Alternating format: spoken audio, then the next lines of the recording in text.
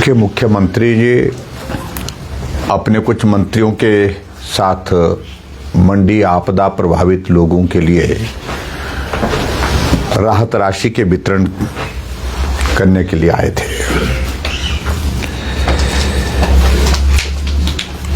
और मैं इस बात को देख रहा था कि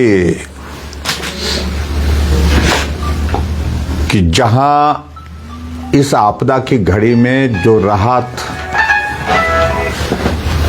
कार्य बांटने का जो काम होना चाहिए था वो राजनीति से दूर होना चाहिए था। अच्छा होता मुख्यमंत्री जी अपने इस कार्यक्रम को सिर्फ सरकारी कार्यक्रम के रूप में आपदा प्रभावित लोगों के लिए मदद के रूप में आयोजित करते हैं। लेकिन मुझे इस बात को लेकर के खेद है कि मुख्यमंत्री जी मंडी में आए थे, आपदा प्रभावित लोगों के लिए राहत देने के लिए आए थे या अपनी भड़ास निकालने के लिए आए थे।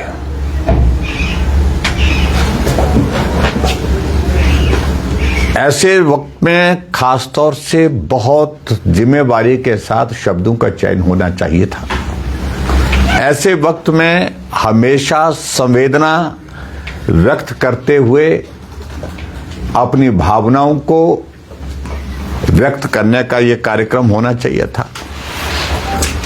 ऐसे वक्त में जो बहुत बड़ी पीड़ा के दौर में से निकल रहे लोग, जिनके परिवार के सदस्य चले गए, जिनका घर चला गया, जमीन चले गई, पशुधन चला गया, उनके साथ उनकी भावनाओं को साझा करने का यह अवसर था। लेकिन जिस प्रकार से मुख्यमंत्री ने अपनी राजनीतिक भड़ास, फ्रस्ट्रेशन जिसको मैं कह सकता हूं, और उनके मंत्री जो रेवेन्यू मिनिस्टर उन्होंने निकाली, पूरा प्रदेश उस सारी बात को लेकर के हैरान है। और एक तरह का यह कार्यक्रम सिर्फ और सिर्फ जयराम ठाकुर को कोसने के लिए था। मुख्यमंत्री जी मंडी आकर के जिस तरह से आपदा प्रभावित लोगों के लिए आपको संदेश देना चाहिए था, और वह संदेश तब पूर्ण होता कि आप भारतीय जनता पार्टी के सभी विधायकों को निमंत्रण देते, आप सभी विधायकों को यहां मंच पर बुलाते,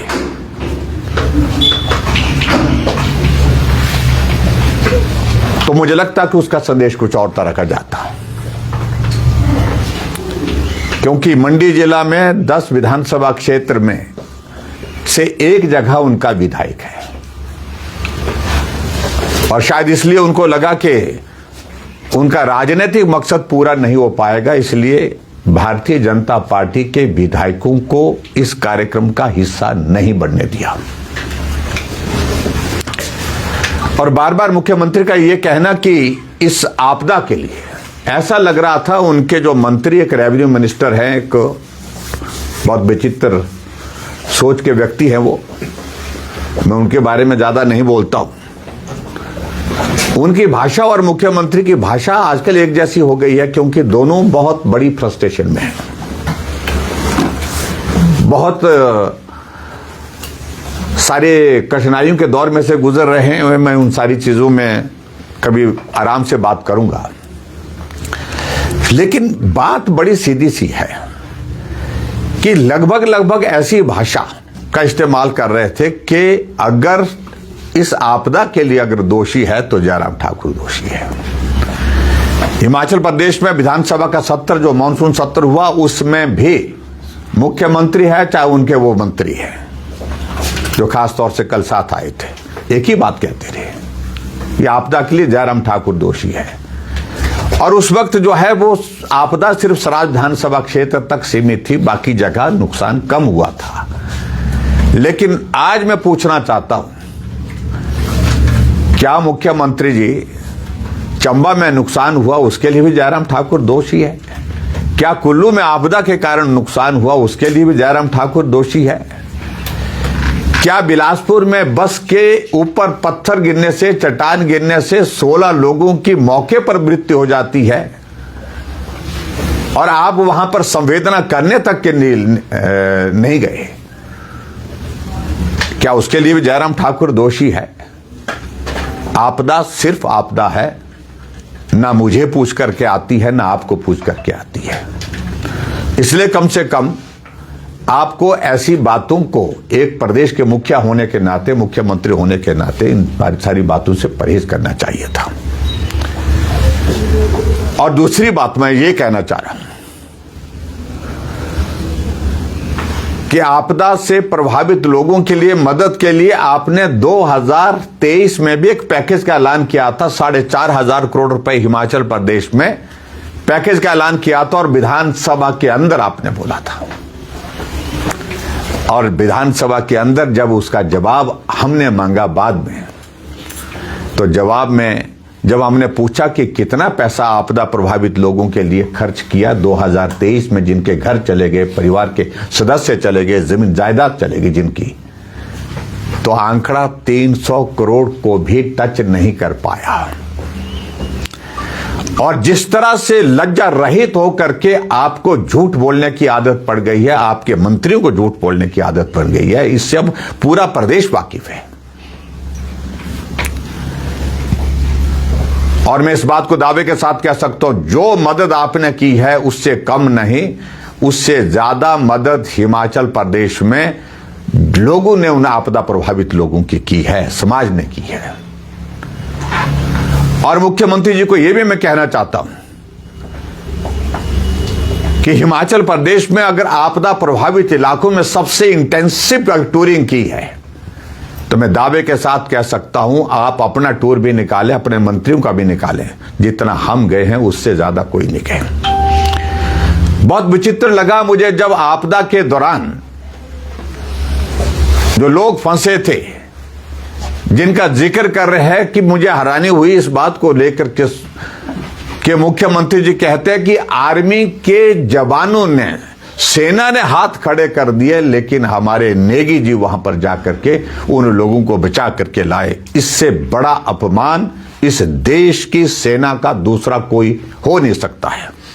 कोई मुख्यमंत्री इतना इस प्रकार की भाषा का देश के जवानों, देश की सेना के खिलाफ आज तक नहीं किया हुआ है, जिस प्रकार से मुख्यमंत्री ने अपनी बात यहां पर कही है। आखिर कहना क्या चाहते हो? कि जैसे कि उनके मंत्री लोगों को पीठ पर रेस्क्यू ऑपरेशन करके पीठ पर ढो करके निकाल के लाए।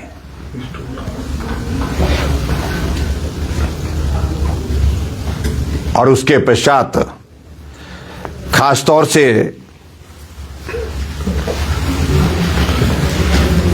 एक बात का जिक्र कहने लगे कि हिमाचल प्रदेश में 1,000 करोड़ रुपए की जयराम ठाकुर ने बिल्डिंग बना दी, जो भवन बना दिए, सरकारी भवन बना दिए। अगर भवन बनाए वहां की जनता की मांग पर बनवाए हैं, आपको अगर उचित लगता है, आपको लगता है कि इनकी जरूरत नहीं है, संस्थान तो आपने बंद कर दे, इनको बलडोजर लेकर के इनको भी तोड़ दीजिए। क्या सोचने का दृष्टिकोण है मुख्यमंत्री का? इस सारी बात को लेकर के हम हैरान हैं। सराज विधानसभा क्षेत्र में विकास हुआ, इस पर उनको आपत्ति है। मैं उस विधानसभा का प्रतिनिधित्व पिछले 28 वर्षों से कर रहा हूं, और यह भी मैं कहना चाहता हूं, जितना मैंने सराज विधानसभा क्षेत्र में डेवलपमेंट के काम किए हैं, उससे कम मैंने दूसरे विधानसभा क्षेत्र में भी काम नहीं किया। उसी तरह से काम किया, पूरे हिमाचल प्रदेश को एक नजरिए से देखा, एक नजरिए के साथ काम किया, एक नजरिए से आगे बढ़ाया है। और जो विशेष तौर से जिसका जिक्र करते हैं मुख्यमंत्री जी, कहते हैं कि हिमाचल प्रदेश के लिए केंद्र मदद नहीं कर रहा है। मैं उनसे पूछना चाह रहा हूं कि लगभग 5500 करोड़ यानी कि 5500 करोड़ रुपए का डिजास्टर का पैसा 2023 के बाद अभी तक आ चुका है हिमाचल प्रदेश में केंद्र सरकार से। क्या वो पैसा आपने आपदा प्रभावित लोग में तो पार्शियली डैमेज का मिला था, अब उसका फुली डैमेज का पैसा मिला था, घर रहा नहीं, वो कहां जाएगा?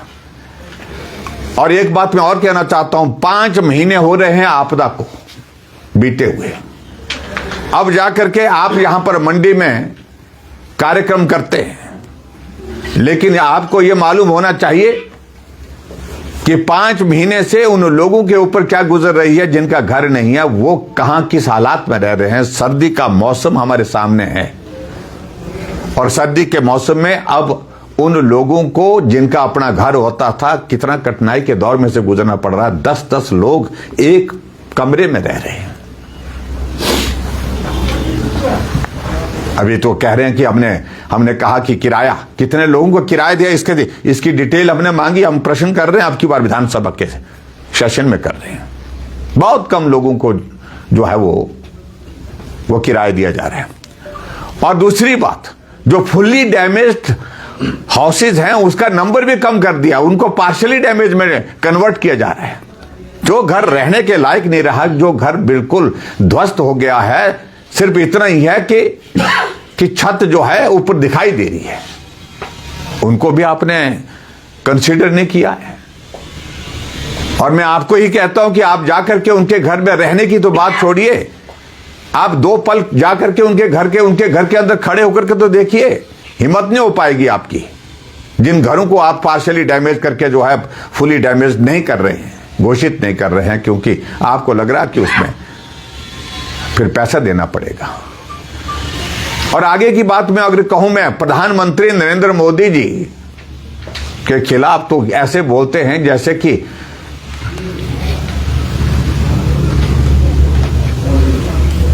आप एक संघीय व्यवस्था में है, एक फेडरल स्ट्रक्चर में है। जिस प्रकार से आप हिमाचल प्रदेश के मुख्यमंत्री हैं, 140 करोड़ का प्रतिनिधित्व करते हुए इस देश के प्रधानमंत्री नरेंद्र मोदी जी हैं।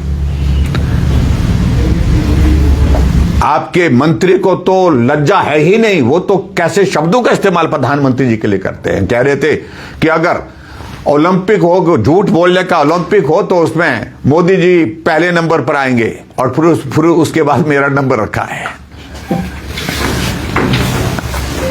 कितना जलील, कितना अपमानित करोगे आप देश के प्रधानमंत्री को ऐसे शब्द कह करके। और मैं बड़ा साफ कहना चाह रहा हूं, क्योंकि मंत्रियों को रोकना, मंत्रियों को समझाना, मंत्रियों को बुलाना मुख्यमंत्री की अब हिम्मत रह नहीं गई है, क्योंकि मॉरल अथॉरिटी पूर्ण रूप से शून्य हो गई। किसी मंत्री को वो बुला ही नहीं, मंत्री उनको आंखें दिखा रहे, विधायक आंखें दिखा रहे, और इसलिए बेलगाम हुए पड़े हैं। अधिकारी बेलगाम हुए पड़े हैं, ना उनको कहने की स्थिति में हो पा रहे हैं, ना मंत्री को, ना विधायकों को कहने की स्थिति में हो पा रहे हैं। और सबसे बड़ी बात में जो मुख्यमंत्री भारतीय जनता पार्टी के बारे में टिप्पणी करते हुए मैं देखता हूं बार बार,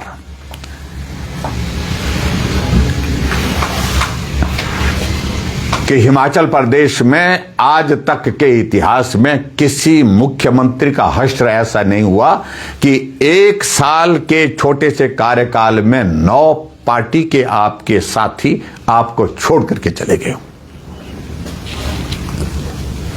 6 आपके कांग्रेस के विधायक छोड़ करके चले गए, 3 निर्दलीय विधायक जो समर्थन दे रहे थे वो छोड़ करके चले गए। इसका अभिप्राय क्या है? क्या आपके नेतृत्व की स्वीकार्यता ना सरकार बनते हुए थी, और सरकार बनने के बाद आखिरकार वो गुस्सा इस कदर फूट गया कि 1 साल के कार्यकाल में आपके नेतृत्व को अस्वीकार करते हुए उन लोगों ने विपक्ष में बैठना पसंद किया। भले ही चुनाव के परिणाम कुछ भी हो, लेकिन उन्होंने कहा कि हम घर बैठ लेंगे, लेकिन उसके बावजूद इस नेतृत्व को स्वीकार नहीं करेंगे। ये बहुत बड़ा संदेश है आपके खिलाफ। और खासतौर से जहां हिमाचल प्रदेश में, जहां इस आपदा की घड़ी में जिन लोगों ने समाज के लिए मदद की है, इस वक्त संकट की घड़ी में मदद की है, उनके मैं आभार व्यक्त करता हूं। और खासतौर से इनके जो मंत्री रेवेन्यू मिनिस्टर जो बहुत बार बार क्या कहा करते हैं, जो बार बार बातों को लेकर के ट्विस्ट देने की कोशिश करते हैं कि कहा कि जो लोगों ने मदद की है उसके लिए श्वेत पत्र जारी करें। मैं बड़ा स्पष्ट कहना चाहता हूं, जिन लोगों ने मदद दी है उनके सामने या उनके प्रतिनिधि के सामने वितरण हुआ है उस पैसे का। किसी ने अगर सामान लाया उनके सामने बांटा है, या उनका कोई प्रतिनिधि वहां पर था, किसी ने चेक दिए तो वो चेक भी उनके प्रतिनिधि के सामने दिए, या हमने उनको जो है जिनको हमने चेक दिया उसकी प्रति जो है उनको हमने एक एक कॉपी जो है चिट्ठी के रूप में उनको जवाब के रूप में कि आपकी इस राशि के लिए धन्यवाद, ये राशि इस व्यक्ति को जारी की गई है। अगर आपसे ही मैं पूछूं 118 में कौन लोग हैं वो जिनके माध्यम से फाइल रूट हो रही है और क्या हिसाब उसमें हो रहा है? पूरी लूट मची हुई है। लोगों को संदेश दिए जा रहे हैं कि आपको अगर 118 की परमिशन करनी तो तरीका ये है, रास्ता ये है। और अब तो हद हो गई। मैं आपको बता रहा हूं कि मैं लेटेस्ट अगर मैं बात कहूं, मैं थोड़ी सी बात ज्यादा मैं उसमें कहने नहीं चाह रहा हूं, मैं सिर्फ इतनी कहना चाह रहा हूं कि आप अंदाजा लगाइए कि एक्साइज पर बहुत सारी बातें करते थे ना,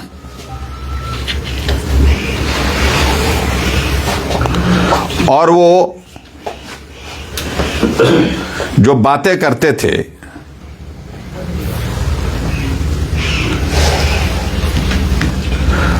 उसमें एक्साइज की पॉलिसी में प्रोविजन होता है कि अगर एक फाइनेंशियल ईयर के लिए आपने एक्साइज पॉलिसी की है तो उसमें बीच में परिवर्तन नहीं कर सकते हैं। ये पॉलिसी का मैटर होता है। पॉलिसी एक बार डिसाइड होती है, वो कंटिन्यू 1 साल तक होती है।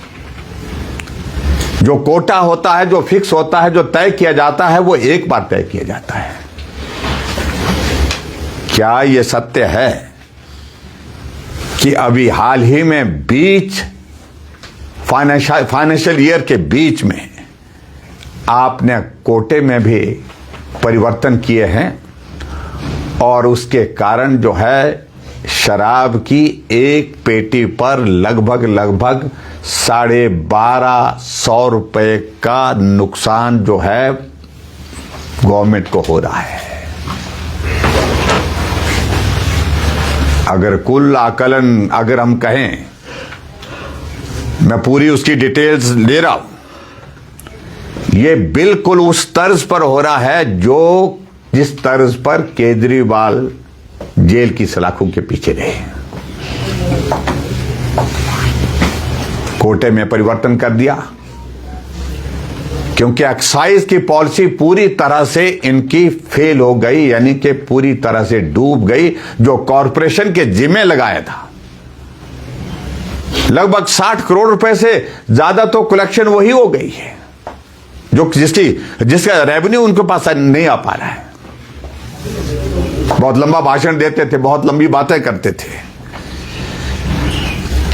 इसलिए मैं ये भी कहना चाह रहा हूं कि वो आने वाले समय में बहुत बड़ा भ्रष्टाचार का एक बहुत गंभीर मामला होगा जिससे सरकार को, वर्तमान सरकार को निकलना मुश्किल हो जाएगा। बहुत बड़े अधिकारी भी जेल की सलाखों के पीछे होंगे और नेता भी जेल की सलाखों के पीछे होंगे। ये मैं आपको बता रहा हूं, this is going to happen. 5 साल का कार्यकाल भारतीय जनता पार्टी ने हिमाचल प्रदेश में पूरा किया, लेकिन एक भ्रष्टाचार का आरोप हिमाचल प्रदेश के मुख्यमंत्री के ऊपर नहीं। आज कह रहे हैं कि हिमाचल प्रदेश में जो आर्थिक तंगी के लिए जयराम ठाकुर दोषी है। किस बात के लिए दोषी है?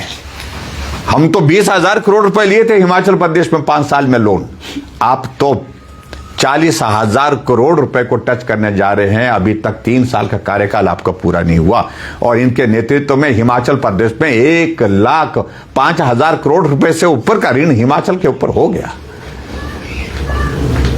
इन सारी बातों का जवाब देने के लिए आने वाले समय में बहुत कठिनाई का दौर आएगा इनके सामने। मैं ये जरूर कहना चाहता हूं। मैं आज के इस कार्यक्रम में, मैं आज की इस वार्ता में बहुत लंबी चीजों का जिक्र नहीं करना चाहता हूं। मैं सिर्फ इतना ही कहना चाह रहा हूं कि अगर 7 लाख रुपए आप घर के लिए, मकान के लिए आप देने की बात कर रहे हैं, फुली डैमेज्ड हाउस के लिए, क्या ये सत्य नहीं है उसमें 1.5 लाख रुपए वो है जो प्रधानमंत्री आवास योजना का है? क्या ये भी सत्य नहीं है कि 1.5 लाख रुपए उसमें वो भी है जो डिजास्टर के अंतर्गत केंद्र सरकार की जिम्मेवारी होती है? डिजास्टर में कोई घर डैमेज होता है, रिपोर्ट जाती है, केंद्र सरकार उसके लिए पैसा देता है। 3 लाख रुपए से ऊपर का पैसा जो है, और वो सारा का सारा पैसा केंद्र सरकार का है। आपका क्या योगदान उसमें है?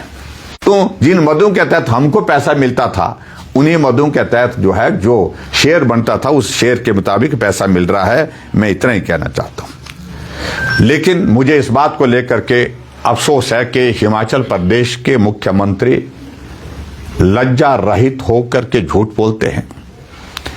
विधानसभा के अंदर झूठ बोलते हैं, विधानसभा के बाहर झूठ बोलते हैं, प्रदेश से बाहर जाते हैं वहां झूठ बोलते हैं, और देश से बाहर जाते हैं तो झूठ बोलते हैं। आज गंभीर आरोप भ्रष्टाचार के, चाहे वो प्रोजेक्ट पेखुवेला का है, चाहे वो आपका शोंगटोंग का प्रोजेक्ट है, चाहे वो प्रोजेक्ट आपका हिमाचल प्रदेश के अंतर्गत जिन प्रोजेक्ट्स को आपने कैंसिल किया, जो हमने केंद्र सरकार को पावर प्रोजेक्ट दिए थे, केंद्र सरकार के उपक्रम को आपने वो सारे रद्द करने के पश्चात ठेकेदार कहां से बुलाए जा रहे हैं? आंध्र प्रदेश से, तेलंगाना से ठेकेदार बुलाए जा रहे हैं उसके लिए, क्योंकि वजह उसकी एक ही है कि जो यहां से मिल नहीं रहा था वो वहां से मिलने की संभावना तलाश रहे हैं। यानी कि सिर्फ एक ही जगह, एक ही बात को लेकर के पैसा कहां से आ सकता है? सरकार के लिए नहीं, नेताओं की जेब में कैसे पैसा आ सकता है, उस सारी चीज के लिए सारी योजनाओं को बदल करके इस प्रकार से किए जा रहे हैं। आज हिमाचल प्रदेश में एजुकेशन डिपार्टमेंट में, हेल्थ डिपार्टमेंट में और पीडब्ल्यूडी डिपार्टमेंट में, दूसरे सभी डिपार्टमेंट में कोई काम ऐसा नहीं हो रहा। जो भी सप्लाई के काम हो रहे हैं, जो भी ठेकेदार काम कर रहे हैं, उनसे बड़े बड़े स्तर पर जो है, जहां से पैसा मिल सकता है, उनको ही वहां पर लाभान्वित किया जा रहा है, उनको ही पैसा दिया जा रहा है। ये पहली बार हम देख रहे हैं कि हिमाचल प्रदेश के ठेकेदार धरने पर, ठेकेदार कांग्रेस पार्टी के टेंडर लेने से मना कर रहे हैं। वजह, क्योंकि पैसा उनको नहीं मिल पा रहा है। अगर पैसा मिलने की बात आ रही तो उससे पहले उनको पैसा जमा करना पड़ रहा है। कहां करना पड़ रहा है यह भी ठिकाने मालूम है।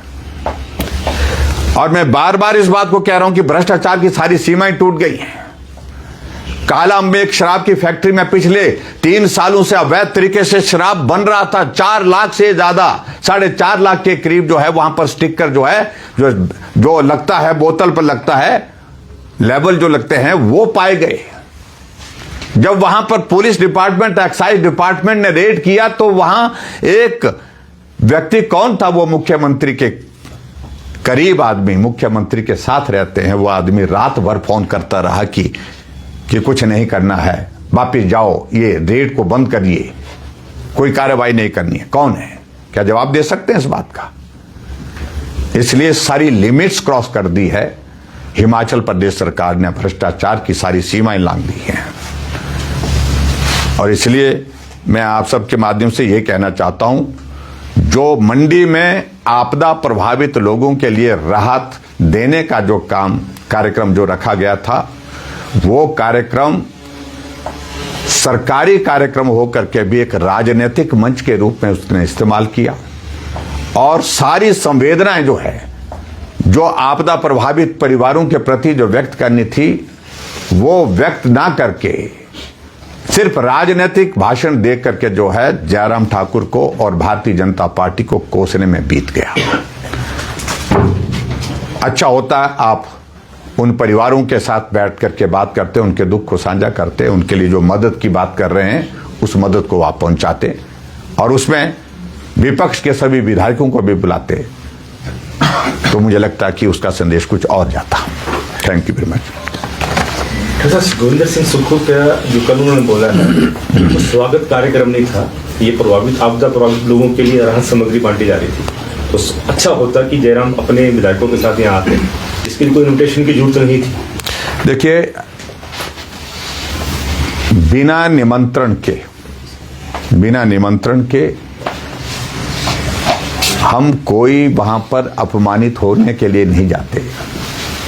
हमें अच्छा लगता अगर सरकार हमको बुलाती हम जाते, लेकिन सरकार ने इस कार्यक्रम को कांग्रेस पार्टी का कार्यक्रम बना करके रखा था और भारतीय जनता पार्टी के विधायकों को निमंत्रण नहीं दिए थे। ये मैं बड़ा साफ कह रहा हूं। तो इसलिए अपने आप वो महसूस कर रहे हैं कि ऐसा नहीं होना चाहिए था, लेकिन उसके बावजूद राजनीतिक भाषण देते हुए उनको यही लगा कि यही करना उचित था, क्योंकि अगर हम वहां पर होते तो उनकी राजनीतिक बात वहां पर करने में कठिनाई आती। उन्होंने मंच से भाषण में कहा कि सभी 9 विधायकों को जो है आमंत्रित किया गया था, उनको चाहिए था कि वो सब हमें। आप हमको बताएं, कार्ड बताएं जहां आपने कोई इनविटेशन कार्ड दिया हो, आप हमको बताएं तो सही।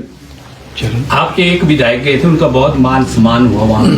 मैं उस पर ज्यादा टिप्पणी नहीं करना चाहता हूं। उनको निमंत्रण दिया होगा, उनको बुलाया होगा। तो नेगी साहब ने भी आरोप लगाया कि जनमंच में मैं भी वहां पे गया था, शामिल हुआ था, तो मेरे पे FIR करवा दी थी, जिसके लिए मैं आज तक पेशी नहीं कर। देखिए, ऐसे है कि उस व्यक्ति के बारे में मुझसे मत पूछा करो। मैं आपसे भी इस बात के लिए निवेदन करना चाहूंगा कि वो उस व्यक्ति के बारे में ज्यादा मैं बोलना नहीं चाह रहा हूं। वो इस योग्य है ही नहीं। इस बात को लेकर के मैं बड़ा साफ कहना चाहता हूं कि उनके बारे में कुछ बोला जाए और उनको इस बात को समझना चाहिए कि इससे अमानवीय दृष्टिकोण उस व्यक्ति का क्या हो सकता है, जहां उसने मेरे विधानसभा क्षेत्र में जाकर के जो परिवार के सदस्य जिनके गए थे आपदा में, जिनके घर चले गए थे, उनके ऊपर FIR दर्ज की है। सर, ये जो